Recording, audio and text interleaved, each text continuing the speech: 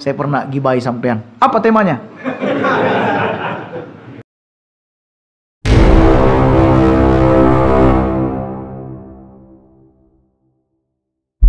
Kaum muslimin, pertanyaan bahwa ada hal yang sudah umum terjadi di masyarakat dan lumrah dan bahkan orang sudah memaklumi, yaitu masalah ngerasani orang, masalah ghibah. Apakah di akhirat juga dituntut? Ya, sama, dituntut. Bahkan ghibah ini oleh sebagian ulama dimasukkan sebagai kategori dosa besar.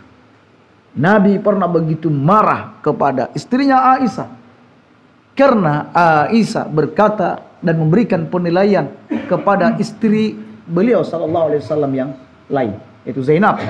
Katanya, ya Rasulullah, istrimu kayak begini. Maksudnya istrimu itu pendek kayak gini. Istrinya, kan masalahnya Zainab ini cantik. Dia cantik dan lain sebagainya. Susah untuk mencari celahnya. Melainkan diserang dari sisi fisik. Katanya, Rasulullah, istrimu kayak gini. Mendengar itu Nabi begitu marah dan berkata, ya Aisyah, seandainya ucapan ghibahmu ini dituangkan ke lautan, maka lautan ini akan berubah karena ucapanmu itu. Lautan ini menjadi najis airnya karena ucapanmu itu. Alias berubah warna, bau dan rasanya gara-gara ucapan tersebut. Kata Imam Nawawi, tidak ada ucapan yang paling keras terkait dengan masalah ghibah melainkan ucapan Nabi ini kepada Aisyah. Lihat, Aisyah wanita soleh juga mendapat teguran Nabi yang keras terkait dengan masalah ghibah. Pernah tercium aroma yang tidak sedap saat Nabi Shallallahu Alaihi Wasallam duduk bersama para sahabatnya. Kata Nabi, bau bangkai apa ini? Sahabat, bau bangkai apa ya Rasulullah? Ini bersumber dari daging yang kalian makan dari saudara kalian, yaitu ghibah yang kalian lakukan terhadap saudara kalian.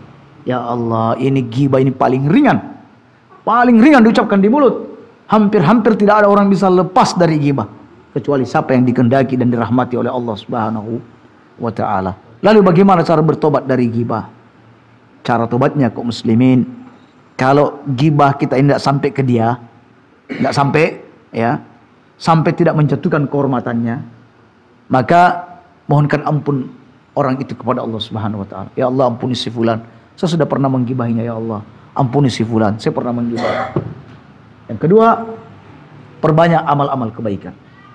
Ya, sebab nanti kalau tuntut menuntut, kalau amal sudah banyak, ya alhamdulillah, cuma sebagian yang pergi dan masih tersisa sebagian yang lain. Sebagian ulama bilang tidak. Kafarat ghibah ini adalah dia harus datang kepada orang yang digibahi, minta maaf.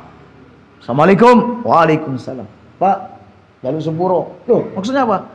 Saya pernah gibahi sampean. Apa temanya?